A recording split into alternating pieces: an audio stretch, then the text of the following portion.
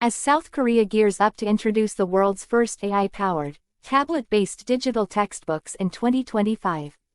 Concerns about privacy violations and students becoming overly dependent on digital devices continue to spark debate. Digital textbooks are not just about introducing devices into the classroom, they are about transforming the learning environment and fostering change. We all recognize the need to shift from traditional, memorization-focused classrooms to spaces where students can actively engage and take control of their learning. The year 2025 will be crucial for this transformation, and AI textbooks will be key in helping teachers revolutionize their lessons. The shift will begin in 2025, with 3rd and 4th grade students, as well as 7th graders, being the first to experience the new system.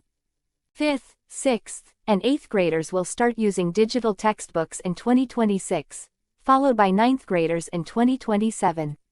To ease the transition, both print and digital textbooks will be used concurrently until 2028, helping to minimize confusion for both educators and students.